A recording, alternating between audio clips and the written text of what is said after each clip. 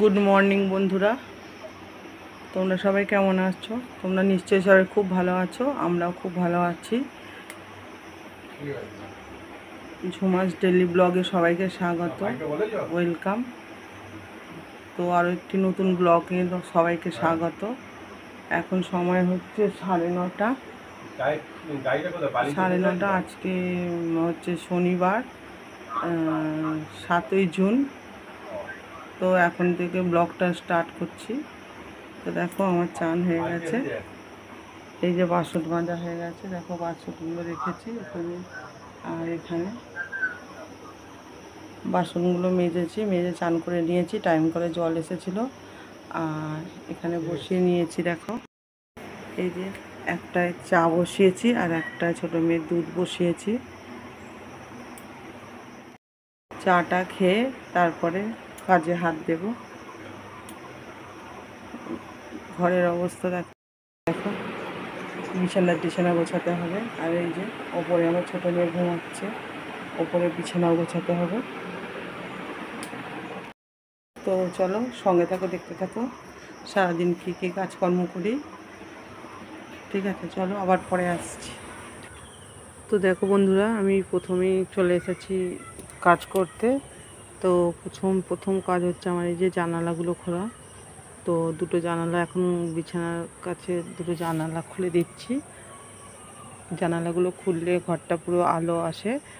তো নাহলে কারেন্টে ঘরে টিউবলাইটের আলো অতটা পরিষ্কার ভালো বোঝা যায় না আর কি। তার জন্য জানলাগুলো খুলে দিয়ে এই যে বিছানা থেকে বালিশগুলো সব নামিয়ে নিচ্ছি। বালিশ, বিছানার চাদর, গায়ে দেওয়া হয় বিছানার চাদর, সেগুলো সব নামিয়ে নিচ্ছি।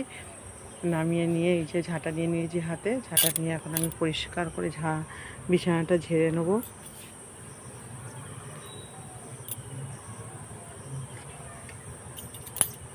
তো বিছানাটা ঝাড়ছি আর এত ধুলো বেরোচ্ছে, তোমাদেরকে কি বলবো, রোজেরই বেরোয়, এটা কোনো নতুন ব্যাপার নয়।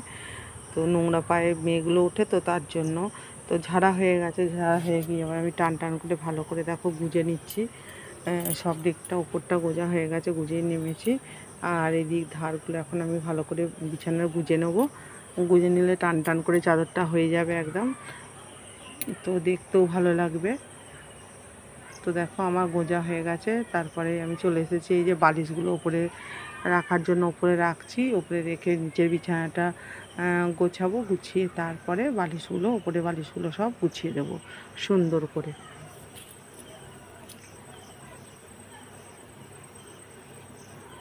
তো দেখো আমি যে ক্যাথাটা তুলে নিয়েছি, ক্যাথাটা গুছিয়ে দিচ্ছি।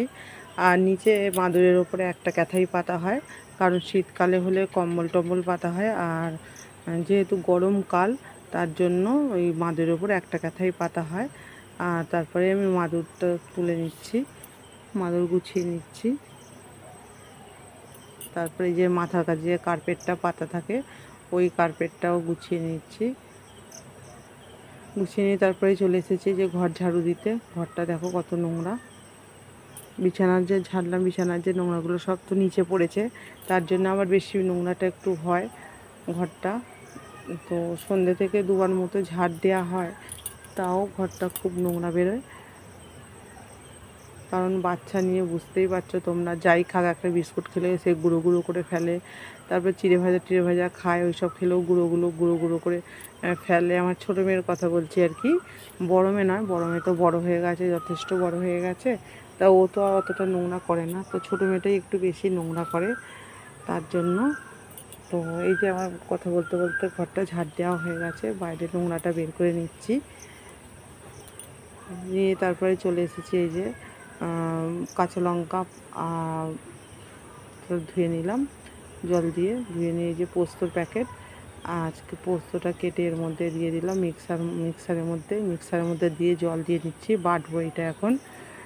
আর তারপরে চলে এসেছি এই যে দেখো কুকারের মধ্যে বিউলির ডাল বসিয়ে দিয়েছি, দিয়ে এই যে পোস্তর জন্য আলু কাটছি।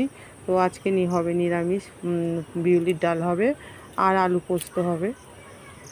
তো বেশিরভাগ দিনই নিরামিষ হলেই আমাদের এই পোস্তটা থাকে মেনুতে, কারণ নিরামিষের মধ্যে আর কি আর করবো বলো। আর আনাজ টানাজ খুব একটা মানে হয় না আর কি। না, মেয়ে খায় না বলবো না, মেয়ে খায় কিন্তু হয়ে ওঠে না।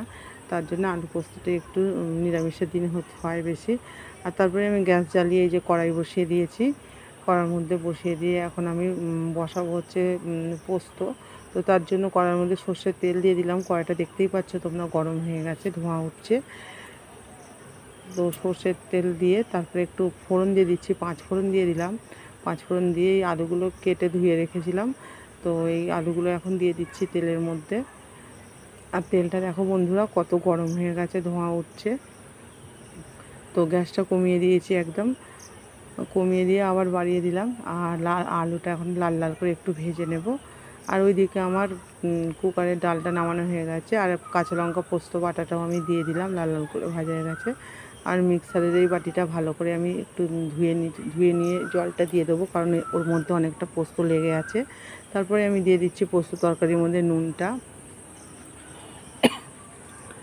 আর সামান্য একটু হলুদ দিলাম, কারণ পোস্ত তরকারি একটু সাদা সাদা ভালো লাগে, তার জন্য হলুদটা একটু কমই দিই পোস্ত তরকারিতে। আর এই যে হয়েও গেছে দেখো। তারপরে এই যে মিক্সারের বাটিটা ধোয়া জলটা দিয়ে আর একটু জল দিয়ে দিচ্ছি। আর দেখো বাটিটা পরিষ্কার হয়ে গেছে।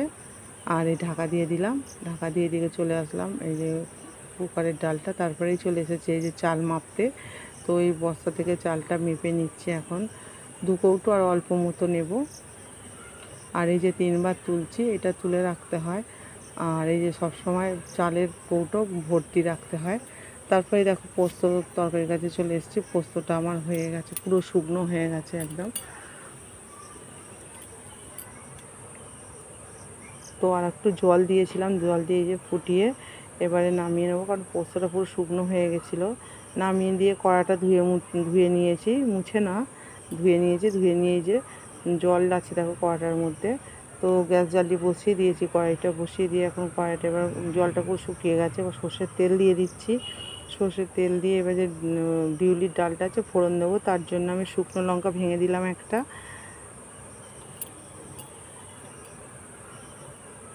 তারপর তেজপাতা দিলাম একটা দিয়ে, আর এটা হচ্ছে হিং, আর আর এটা দিয়ে দিলাম মৌরি, ওই যে হামলদস্তিটার মধ্যে মৌরি বাটা ছিল, মৌরি দিয়ে তারপর ডালটা ফোড়নের জন্য দিয়ে দিলাম। আর তারপরে নুন দিয়ে দিচ্ছি, আর একটু হলুদ দিয়ে দিলাম, ব্যাস একটু ঘেটে দিচ্ছি ডালটা। তো এই হামলদস্তিটার একটা কাহিনী আছে, এটা হচ্ছে আমার ঠাকুমার, আর পান বেটে খেত, কারণ দাঁত ছিল না তো তার জন্য। তা দেখো এখানেই আমি চালটা ধুয়ে নিচ্ছি, যেহেতু বাসমতি চালের ভাত হবে আজকে নিরামিষ, তার জন্য খুব একটা বেশি ধোবো না, 2 বার ধুয়ে নেব শুধু।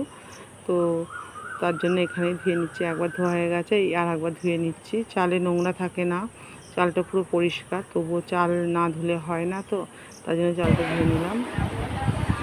হ্যালো বন্ধুরা, গুড নুন। তো এখন সময় হচ্ছে 1:45, আমার রান্না বান্না হয়ে গেছে, খাওয়া 3 জনের হয়ে গেছে, হাজব্যান্ড আর আমার 2 মেয়ের। আর আমি খেতে বসে মনে পড়লো, হঠাৎ রান্না দেখাতে দেখাতে ফোনটা বন্ধ হয়ে গেছিলো, কারণ চার্জ ছিল না একদম, খেয়াল করিনি, যার জন্য ফোনটা চালুই হচ্ছিল না, মানে ক্যামেরা চালুই হচ্ছিল না। এই যে ফোনে চার্জ দিলাম, দিয়ে এখন তোমাদের সামনে আসলাম, তাই খেয়াল ছিল না, ভুলে গেছিলাম পুরো। তো ভাত খেতে খেতে হঠাৎই মনে পড়লো। তো তোমরা দেখলেই কী কী রান্না হয়েছে, তার মধ্যে এক্সট্রা রয়েছে এই 2টো জিনিস, একটা হচ্ছে এই যে পাঁপড় ভাজা, আর একটা হচ্ছে এই যে আম, আর এই যে আলু পোস্ত, আর বিউলির ডাল, ওটা তো তুমি দেখেইছো, আর এই যে ভাত, আমার ভাগের ভাত। খেতে খেতে মনে পড়লো এইটুকু অবশিষ্ট ছিল, তো এইটুকুই দেখিয়ে দিলাম। আর আজকে ভাত পুরো একদম টায় সবার মানে হয়ে গেছে, আর ভাত এক্সট্রা বেঁচে নেই, ঠিক আছে, যে হাঁড়িতে তোমাদেরকে দেখাবো, কারণ হাঁড়িতে আর ভাত নেই। তো চলো এই যে খাওয়া দাওয়া করে নিই, ঠিক আছে।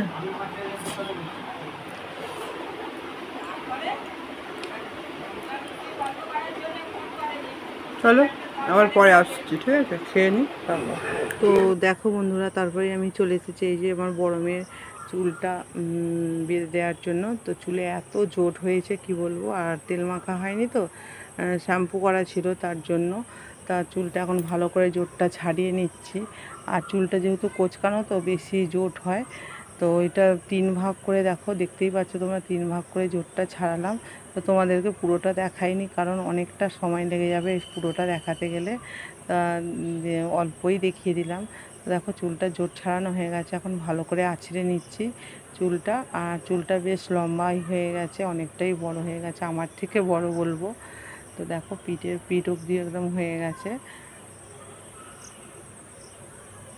আর এই যে চুলটা এখন বিনুনি করে নেবো, বিনুনি করে নিয়ে গুটিয়ে গুটিয়ে বেঁধে নেবো, কারণ গরম তো, অত্যাধিক গরম পড়েছে। তো গরম হোক চাই না হোক, শীতকালেও আমি চুলটা গুটিয়ে গুটিয়ে বেঁধে দিই, কারণ ওই চুলের ডগগুলো বিছানায় ঘষা লাগলে চুলটা নষ্ট হয়ে যাবে। তার জন্য চুলটা আমি গুটিয়ে গুটিয়েই বেঁধে দিই বেশিরভাগই, কারণ ও ফিতে দিয়ে বাঁধতে পারে না, কারণ ও ফিতে দিয়ে বাঁধলে টাইট হয় তো। তো নাকি চুলের সিটে যে থাকে ও ব্যথা করে, মাথায় লাগে, তার জন্য ফিতে দিয়ে বাঁধতে পারে না। তো আমি এই গার্ডার দিয়ে গুটিয়ে গুটিয়েই বেঁধে দিই। তো এখন আর রোজ আর বাঁধা হয়ে ওঠে না, চুলে জোট ছাড়িয়ে দিয়ে। তো আজকে বললো বলে আমি চুলটা জোট ছাড়িয়ে বেঁধে দিলাম। তো ওই বেশিরভাগ বাঁধে, আমি খুব কমই বাঁধি।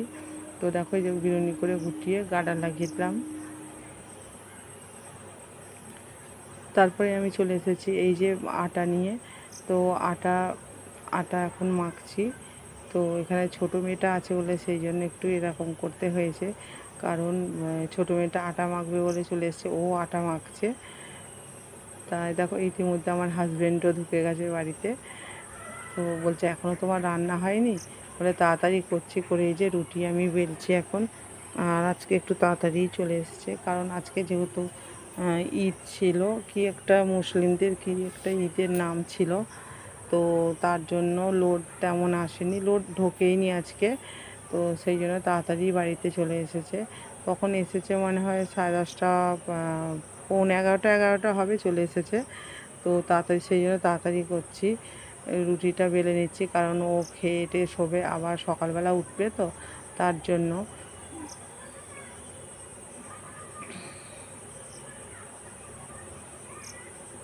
তো আমার ছোটো মেয়েও রোজই আটা নিয়ে বসে। তো দেখো তারপরেই চলে এসেছে, রুটিগুলো বেলে নিয়ে চাটু গ্যাস জ্বালিয়ে চাটু বসিয়ে দিয়েছি, বসিয়ে দিয়ে এই যে রুটিও দিয়ে দিয়েছি। হ্যালো বন্ধুরা, এখন টাইম হচ্ছে 11:15। তো অনেকটা রাত্রি হয়ে গেছে, ভেবেছিলাম তরকারি করব, আর তরকারি করে ওঠার সময় হয়নি, 11:15 বাজে। আর আমার হাজব্যান্ড বাড়িতে চলে এসেছে। আমার মেয়ে বলছে বাবা বলো, বাবা বাবা। তো দেখো এই যে শুধু রুটি করে নিয়েছি, আর রুটিটা খুব তাড়াতাড়ি করেছি, তার জন্য তোমাদের সঙ্গে শেয়ারও করানো হয়নি। আটা মাখা, একটু বেলা, আর এই রুটিটা চাটুটা দিচ্ছি তখনই যা দেখিয়েছি, তারপর দেখানো হয়নি। আর এই যে সঙ্গে নিয়ে এসেছে মিষ্টি, আর এই যে কালকের নারকেল দিয়ে ছোলার ডাল ছিল পরশু দিনের, তো ওইটা দিয়ে এখন হয়ে যাবে। আর তো চলো কি মিষ্টি এনেছে একবার দেখি। বন্ধুরা, আমার হাজব্যান্ড 2 রকম মিষ্টি এনেছে, তো কি মিষ্টি এনেছে এখন দেখে নিই একবার। এরকম একটা এনেছে সীতাভোগ, আর একটা এনেছে হচ্ছে ক্ষীরকদম। তো এই 2 রকম মিষ্টি এনেছে, তো দেখাই যাক কোনটা খাই, বা ঠিক আছে 2 রকমই খাবো কি তার ঠিক ঠিকানা নেই। তো চলো স্টপ করো। তো চলো বন্ধুরা, আজকের মতো ভিডিওটা এখানেই শেষ করছি। আবার দেখা হচ্ছে আগামীকাল আরও একটি নতুন ব্লগের সঙ্গে, নতুন দিনের সঙ্গে। তো তোমরা খুব ভালো থেকো, সুস্থ থেকো, এবং সবাইকে খুব ভালো রেখো। তো গুড নাইট, টাটা।